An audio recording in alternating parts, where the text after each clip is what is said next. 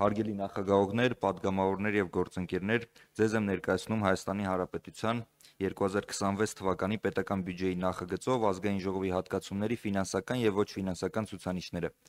Հայաստանի Հանրապետության 2026 թվականի պետական բյուջեի նախագծով ազգային ժողովի աշխատակազմին իր ծախսային ծրագրի իրականացման մասով հատկացվել է մոտ 7 միլիարդ դրամ։ Առանձին ծախսային միջոցների մասով 2026 թվականի հատկացումների բաշխումն ունի հետևյալ պատկերը. Ազգային ժողովի գործունեության ապահովում, օրենսդրական, վերլուծական եւ ներկայացուցչական ծառայություններ 6.2 միլիարդ դրամ, ազգային ժողովի աշխատակազմի պետական ծառայողների վերապատրաստում 1.3 միլիոն դրամ, ազգային ժողովի դերի բարձրացման ուղղված միջոցառումների իրականացում 168.8 միլիոն դրամ, այստեղից 114.8 միլիոն դրամը կազմում է ազգային ժողովի համար ՄԱԿ-ի կողմից իրականացվող Նոր Հայաստան ժամանակակից խորհրդարան ծրագրի համաֆինանսավորումը։ Միջազգային խորհրդանական կազմակերպությունների անդամակցության վճարներ 150.9 միլիոն դրամ եւ աջակցություն կուսակցության եւ կուսակցության դաշինքներին 520.7 միլիոն դրամ։ Հայաստանի Հանրապետության 2026 թվականի պետական բյուջեի մասին հայ օրենքի նախագծից հանվել են մեր կողմից ներկայացված բյուջետային հայտով հետևյալ ծախսային միջոցառումները, դրանք ազգային ժողովի տեխնիկական հագեցվածության բարելավումներն են եւ ազգային ժողովի շենքային պայմանների բարելավումը։ Մեր կողմից առաջարկվել է 2026 թվականի բյուջեով որպես առաջնահերթություն դիտարկել ազգային ժողովի տեխնիկական հագեցվածության բարելավում 50 միլիոն դրամ եւ ազգային ժողովի շենքային պայմանների բարելավում 26.3 միլիոն դրամ։ Սակայն ներառվել է միայն ազգային ժողովի շենքային պայմանների բարելավման համար նախատեսվող 26.3 միլիոն դրամը։ Իհարկե Հայաստանի Հանրապետության 2026 թվականի պետական բյուջեի նախագծով հատկացումների մասով մենք մեր դիտարկումները համապատասխան ընթացակարգերով կներկայացնենք կառավարության մեր գործընկերներին, որովհետև հաշվի առնելով գալիք տարի համապետական ընտրությունները ազգային ժողովի չունենալ ընդհանրապես տեխնիկական հագեցվածության տող դա կարող է խնդիր առաջացնել ազգային ժողովի համար, ինչպես դուք նշեցիք, մենք չենք իհարկե դա կանխատեսում է, բայց հավանաբար ավելի մեծ քանակի падգամավորներ ենք ունենալու, իսկ աշխատակազմը պարտավոր է падգամավորներին ապահովել գոնե մինիմալ սեղան, աթոռ, համակարգիչ, տպիչ սարքավորում եւ չունենալով ուղղակի այդ տողը եւ չունենալով անգամ այդ տողը առաջնահերթություններում մենք ուղղակի չենք կարող ապահովենք դա։ Շնորհակալություն։ Հարցեր պարոն Արաքելյանին։ Խնդրեմ Տիկին Բաթրյանին։ Պարոն Արաքելյան, երկու հարց ունեմ։ Առաջին հարցը կապված է աշխատակազմի, աշխատակիցների հետ։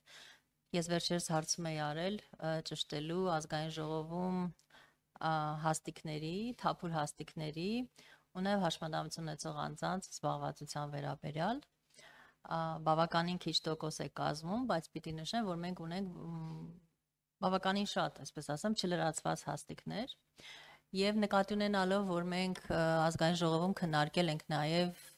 քվոտավորման հարցը, հաշմանդամություն ունեցող անձանց զբաղվածության, այդ քննարկումների ընթացքում մեզ համար գոնե պարզ էր, նաեւ վիճակագրությունը թույլ է տալիս հասկանալու, որ պետական ոլորտում հաշմանդամություն ունեցող անձանց զբաղվածությունը շատ ավելի ցածր է, քան մասնավոր սեկտորում։ Եթե չեմ սխալվում 1.1% է, իսկ մասնավորում 2.5 կարծեմ։ Հարցս հետևյալն է, օրինակ չսպասելով քվոտային, հա, որպեսզի հատուկ քվոտավորում չլինի եւ իմանալով նաեւ ազգային ժողովի աշխատանքները, որոնք մենք իրականացրել ենք այն ավելի մատչելի դարձնելու, թե ֆիզիկապես, թե նաեւ աշխատակազմում վերաբերմունքի իմաստով, ուզում եմ հասկանալ, արդյոք պատրաստ եք դուք ազգային ժողովը այսպես առաջամարտիկ լինելու, այդ ուղղությամբ աշխատելու, լրացուցիչ քայլեր ձեռնարկելու, խրախուսելու հաշմանդամություն ունեցող անձանց ներգրավվածությունը աշխատակազմում։ Դա կլինի գուցե հատուկ վերապատրաստումների միջոցով, հայտարարություններում հատուկ նշումների, խելամիտ հարմարեցումների միջոցով, որովհետև դա շատ հեշտ գործընթաց չէ։ Ես վստահ եմ, որ եթե մենք նույնիսկ այդ հայտարարությունը տարածենք, գուցե այդ խնդիրը շատ հեշտությամբ չլուծենք, որովհետև բնականաբար կա կարողությունների խնդիր, կոնկրետ աշխատատեղերի համար համապատասխանության խնդիր եւ այլն, բայց այնուամենայնիվ նկատի ունենալով նաեւ այս խնդիրները եւ հասկանալով, որ մենք ունենք նաեւ աջակիցներ, հա, եւ միջազգային կազմակերպություններում եւ հասարակական կազմակերպություններում արդյոք մենք պատրաստ ենք օրինակ դառնալու այդ առաջամարտիկներից մեկը, թեկուզ օրինակ ծառայելու, այսպիսի կամավորական նախաձեռնություն իրականացնելու առանց օրենքի պարտադրանքի, սա առաջին հարցս էր, եւ երկրորդ հարցը վերաբերում է մեր բյուջեին, կա մի տոհմի ծրագիր, որը մենք նախատեսել ենք, այսինքն ազգային ժողովը առաջարկել է, բայց այնուամենայնիվ այդ հայտը մերժվել է եւ որի համար կարծում եք, որ մենք պիտի հատկապես падգամավորներս շատ պայքարենք ու պնդենք, որ այդ տողը ներառվի բյուջեում։ Շնորհակալ եմ։ Խնդրեմ։ Շնորհակալություն։ Իհարկե մենք պատրաստ ենք լինել առաջամարտիկ, կարող ենք քննարկել, մենք մի քանի ուղղությամբ իհարկե աշխատանքներ տարել ենք, այդ թվում եւ միջազգային գործընկերների օգնությամբ, այդ թվում եւ Քաղաքշին կոմիտեի օգնությամբ, ներգրավելով արտասահմանից փորձագետներ, ովքեր ուսումնասիրել են ազգային ժողովի շենքը, շենքային պայմանները, արդյոք դա որ ուղղությամբ կարող ենք բարելավել հենաշարժողականության խնդիրներ ունեցող անձանց համար, աշխատանքներ տարվում է, մենք իհարկե պատրաստ ենք քննարկենք, երբ ցանկանաք պատրաստ ենք, իհարկե այնտեղ ունենք, այսպես ասած, մի փոքր իրավական խնդիր, որովհետև մեր մոտ կամ պետական ծառայություն է, որի մրցույթները հայտարարվում է եւ ինքը օրենսդրական ընթացք է, այսինքն օրենքով SS փուլերն է անցնում, եւ ունենք քաղաքացիական աշխատանք կատարողներ, որոնք հիմնականում գոնե մեծ մասը կատարում են ավելի ֆիզիկական աշխատանք։ Պետքա փորձենք այդ ամեն ինչը համադրելով, փորձենք մեր ակտիվությունը ցուցաբերել այդ ուղղությամբ։ Շնորհակալություն։ Շնորհակալություն, այլ հարցեր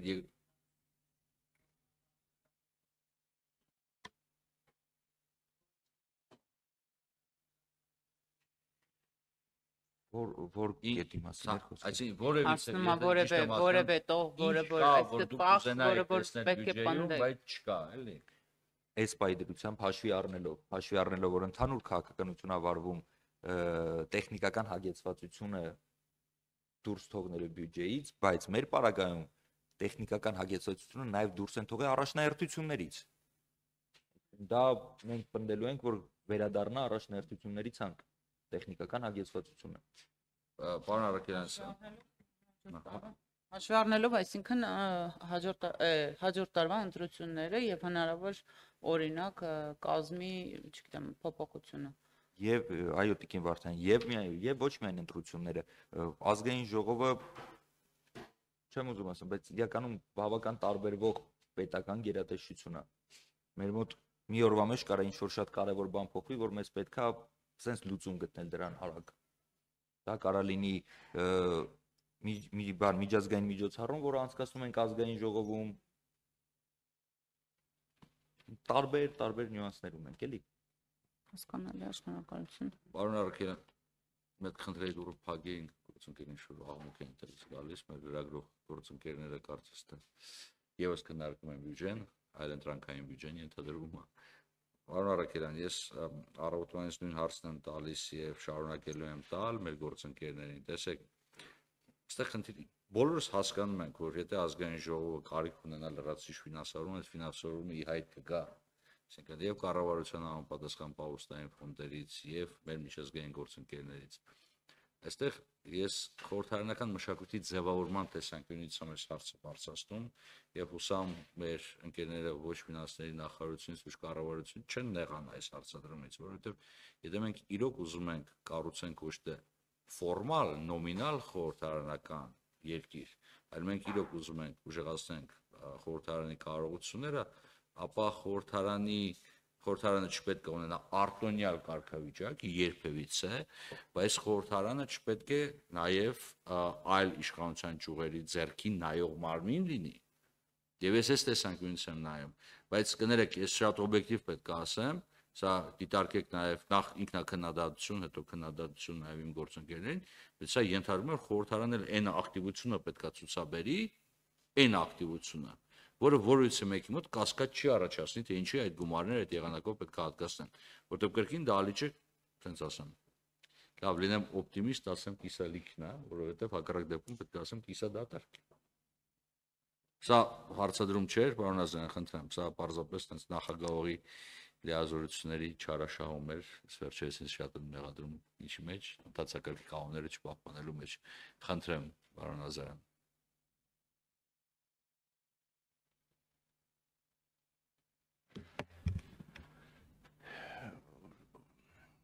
Ինձնից լավ գիտեք, որ հանձնաժողովները ունեն փորձագետներ։ Նաև լավ գիտեք, թե փորձագետները ինչ աշխատավարձ են ստանում։ Մտածել եք դիմել կառավարությանը փորձագետների աշխատավարձերը բարձրացնելու համար, որովհետև առանց լավ վարձատրվող աշխատանքի փորձագետները նախ հավեսով չեն աշխատի, երկրորդն էլ լավ մասնագետների ձեռքբերումը ինքը խնդիր է։ Իսկ եթե ազգային ժողովը մեր ամենակարևոր կառույցներից մեկն է պետության, կարծում եմ, որ այս խնդիրը լուրջ խնդիր է եւ պետք է առաջնային։ Երկրորդը հանձնաժողովներ կան, որ ավելի մեծ ինտենսիվությամբ են աշխատում, բնականաբար փորձագետները եւս տարբեր ծանրաբեռնվածությամբ են աշխատում։ Չեք կարծում, որ պետքա տարբերակել, ով որ հանձնաժողովում է աշխատում եւ ինչ ծավալի աշխատանք է կատարում, խոսքը փորձագետների մասին։ Շնորհակալություն։ Շնորհակալություն, պարոն Նազարյան, կարևոր հարց եք բարձրացնում իհարկե, փորձագետների աշխատավարձի մասով հանձնաժողովների, այդտեղ հարցը միայն դիմելը չի, իրանք սահմանափակված են օրենքով, այսինքն իրանք դառնում են գլխավոր մասնագետ, ունեն X սահմանված գործակից եւ այդ գործակիցն է օրենքով սահմանված։ Մենք պարոն Թունյանը ավելի վաղ բարձրացրեց հարց, որպեսզի մեզ տրամադրեն բյուջե փորձագիտական ներուժ ներգրավելու համար, իմ առաջարկը մի փոքր այլում է կանում, որ մենք կարողանանք մեր փորձագիտական վերլուծական վարչությունը, այդ թվում եւ հանձնաժողովի փորձագետներին միավորենք, սարքենք կենտրոն, որը աշխարհի բոլոր պարլամենտներում, պարլամենտական կառավարման երկրներում ընդունված պրակտիկա է, որտեղ պարտադիր չի լինի պետծառայությունը, մենք այդ մարդկանց հնարավորություն կտանք եւ այդտեղ աշխատել եւ մեկ այլ աշխատանք ունենալ, որպեսզի փորձենք բալանսավորենք իրանց ֆինանսական իրավիճակը, ինչպես նաեւ թույլ տա, այսպես ասած, outsource անել որևէ նախագիծ պայմանական մեր գիտական հարությունից որևէ մեկին վճարելով, որպես ինքը եզրակացություն տա այս օրենքի մասին, որովհետև երբ որ պայմանական օրինակ մենք քննարկենք ատոմային էներգետիկայի վերաբերյալ օրենք եւ մեր փորձագետներից ասենք մի հատ ատոմային էներգետիկայի վերաբերյալ կարծիք տվեք, իրանց կարծիքը լինելու է ամենաշատը իրավական շտկումների տեսանկյունից։ Իհարկե իմ առաջարկած տարբերակով գոնե սկզբնական շրջանում մեծ ֆինանսական ներդրումներ են պետք տվյալ գործառույթը սկսելու համար։ Մենք նաև աշխատում ենք մեր միջազգային գործընկերների հետ ազգային ժողովում փորձենք ստեղծենք մարմին, որը կօգնի падգամավորին օրենք գրել։ Այսինքն մենք չունենք աշխարհի բոլոր պարլամենտներում կա տենց մարմին, որտեղ падգամավորը գնում է եւ ասում է, այսպես միտք ունեմ, այդ մարմինը ապա քաղաքական ուղղակի իրավական տեխնիկայի առումով տեսք է տալի այդ օրենքին, որովհետեւ դուք կարող եք շատ լավ աշխատեք միջազգային հարաբերությունների ոլորտում, բայց չունենաք այդքան իրավական գիտելիք, որպեսզի կարողանաք օրենք գրել, որտեղ օրենք գրելը տենց այդքան հեշտ գործընթաց չի, ինչքան շատ հաճախ բոլորին թվում է։ Բայց այդ ամեն ինչի համար հավելյալ իհարկե ֆինանսական միջոցներ են պետք։ Ես կարծում եմ գալիք տարի 2026 թվականին չենք հասցնի, բայց պլաններում ունենք նման բարեփոխումներ։ Ինչ վերաբերվում է հանձնաժողովների փորձագետների ոչ հավասարաչափ աշխատաժամանակի թողեք ես ձեր թույլտվությամբ դա չգնահատեմ, որտեղ ամեն դեպքում եթե հանձնաժողովը ունենք, այդ հանձնաժողովը պետքա, այլ հարցա որ ամեն դեպքում նմանատիպ չի, ոչ բոլոր հանձնաժողովներում են փորձագետների քանակը քանակը տրված նույնքան։ Այդտեղ որևէ չափ կարողացել ենք տարանջատում անել։ Բայց այ իրանց աշխատավարձների տեսանկյունից մենք այդ իրավունքն էլ չունենք այդ տարանջատումը անելու, քանի որ իրանք օրենքով են սահմանված։ Այլ հարց, եթե մենք ունենայինք պարգևատրման մեծ ֆոնդ եւ հանձնաժողովի նախագահի համապատասխան գրության հիման վրա, ըստ իր գնահատականի, իր փորձագետների կատարած աշխատանքի, կարողանանք խրախուսել 1 հոգու կամ 2 հոգու, որ ավելի նախաձեռնողականություն ցույց տա, որովհետեւ իրականության մեջ այդ խնդիրը բոլոր պետական համակարգերում կա, երբ որ 3-ով ենք աշխատում, ես մի քիչ շատ եմ աշխատում, բայց 3-ս է նույն աշխատավարձն ենք ստանում։ Փաստացի։ Դա ինձ ապամոտիվացնում է։ Եվ հակառակ պարագայում, եթե օրինակ ինձ մեկ անգամ պարգևատրեն, իմ 2 գործընկերները սկսելու են ավելի ակտիվ աշխատանք կատարել, որպեսզի իրենք էլ աչքի ընկնեն եւ գնան։ Էտա հուսամ պատասխանեցի ձեր հարցերին, շնորհակալություն։ Արձագանք ունեք։ Կարճ արձագանքեմ, պարզապես դրանք իմ ասացները եւ ձեր պատասխանից էլ երևաց, որ դրանք անհրաժեշտություններ են, որոնք մենք պետքա անենք եւ շատ ճիշտ հիշատակեցիք, որ օրինակ ամերիկացի խորհրդարանականների հետ կամ եվրոպացի այս վերջերս հանդիպումներում իրենք զարմանում են, որ մեզ մոտ պատգամավորը պետք է նստի եւ օրենքը գրի եւ ոչ թե միտքը հաղորդի։ Ամեն դեպքում սա պետքա անպայման լինի, ձեր ասածը պետքա մտածել այդ գոնե միջև ձեր ասած այդ վերափոխումները անելը փորձագետների համար գտնենք պարգևատրումների ճիշտ եւ արդարացի մեխանիզմ եւ այդ ֆոնդն էլ փորձենք ավելացնել։ Շնորհակալություն։ Միջև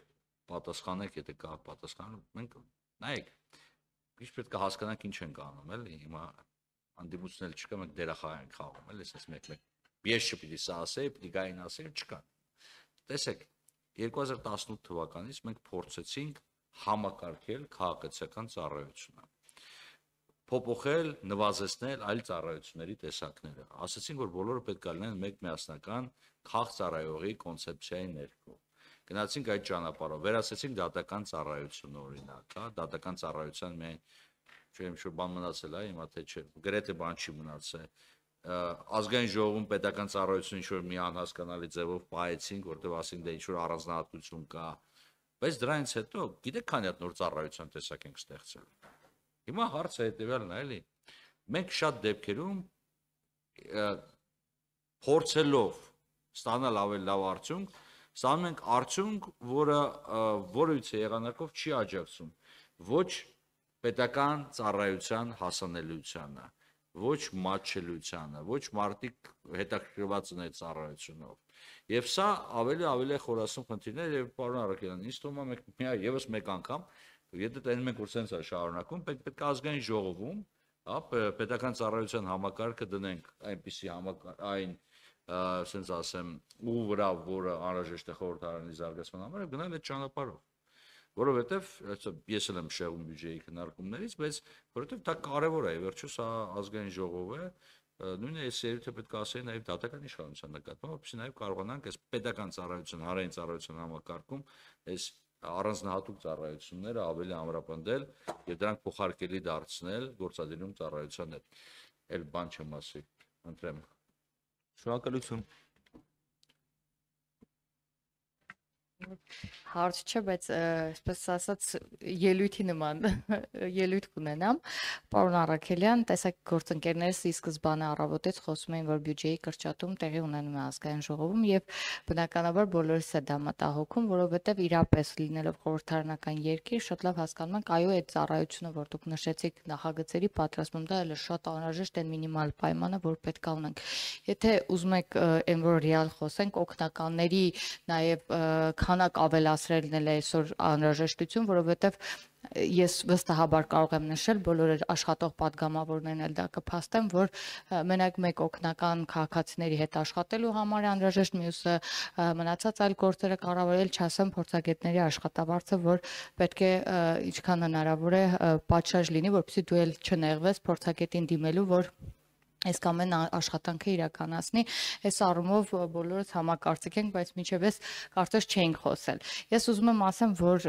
գուցե այսպես քարոզչություն դիտարկվի, որովհետև պարոն Մինասյանը առավոտ խոսելով վարչապետի այցերի մասին մարզերում եւ արդյունավետությունը փորձելով գրանցել նշում էր, որ գուցե դա դիտարկվում է որպես քարոզարշավ, այսինքն դա քարոզարշավ է։ Ես ուզում եմ պարոն Մինասյանն էլ, եթե ինձ կլսի, ասել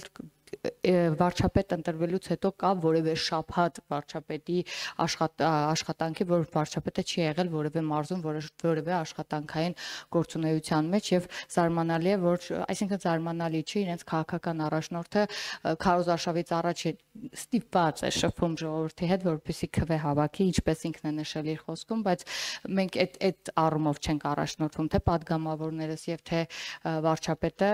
ամեն շաբաթ էլ ունեն մեն այցեր մարզեր, հետեւաբար այս առումով էլ ֆինանսավորումը վստահեցնում եմ, որ այդքան էլ բարձր չէ, չնայած երբ որ դուրս ես գալիս, անընդհատ նշվում է падգամավորներն աշխատավարձ։ Եկեք հստակեցնենք էլի, որ падգամավորները պատիվ ունեմի падգամավորները նիստից ուղարկի գրանցվելու համար, մեկ էլ քաղաքական հայտարարությունների համար են գալիս ազգային ժողով, մյուս падգամավորներն էլ նորմալ աշխատում են։ Սա էլ դասակարգում ունենանք, շնորհակալություն դարդերս էլի։ Ձեր թույլտվությամբ մի փոքր անդրադարձ։ Ես ներողություն եմ խնդրում, էլի մի խնդրանք, էլի, եթե հնարավոր է մեր ով կա քարտվարությունից, մեր լրագրող գործընկերներին ասեք, որ հակառակ դեպքում օրինակ եթե մենք տենց անենք, ասենք խոչընդոտում են մեր մասնագիտական գործունեության իրականացմանը։ Հիմա կոնկրետ խանգարում են նիստին, որտեղ չես հասկանում վիճաբանությունն այնտեղ, թե բարձր էմոցիաներով քննարկում։ Խնդրեմ։ Շնորհակալություն։ Մենք ունենք տող, որը կոչվում է ներքին գործուղումներ։ Եվ մենք պայքարում ենք, որ մեր ներքին գործուղումների տողը բարձրանա, բայց դա մնացել է այնքան, ինչքան որ կա։ Այս քանի տարի է, կապ չունի ինչա փոխվում։ Պատգամավորների քանակը դառնում է 150, իջնում է 101, նույն գրեթե նույն թվի վրա կանգնած ենք, ինչ վերաբերում է օգնականների ինստիտուտին, ես իհարկե կիսեմ ձեր կարծիքը եւ կուզեմ ասեմ, որ շատ պարլամենտներում լուծումը տվել են այսպես, այսինքն որպես այդպիսի բան օգնականը չի լինում աշխատակազմում, այլ օգնականին վարձում է падգամավորը, падգամավորին տրվում է գումար, ուզի 2 հատ կվարձի, ուզի 3 հատ կվարձի, ուզի 2 օգնականի փոխարեն ինչա կատարում Ուզի 2 օգնականի փոխարեն մի փորձագետ կվարձի։ Կանադայի պարլամենտի պարագայում այնտեղ գումարը այնքան, այսինքն այնտեղ падգամավորին տրվող իր ծախսերի գումարը ավելի շատ է, քան իր աշխատավարձը պաշտոնապես։ Եվ այնտեղ իրավունք ունի որևէ տեղ գրասենյակ բացելու, դա կարող լինի մարզում։ Ինձ թվում է այս ուղղությունը մեզ ավելի հարմար կլինի։ Շնորհակալություն։ Եթե այլ հարցեր կան պարոն Առաքելյանին, այս հարմար ուղղության վրա էլ ավարտենք այս քննարկումը։ Շնորհակալություն պարոն Առաքելյան։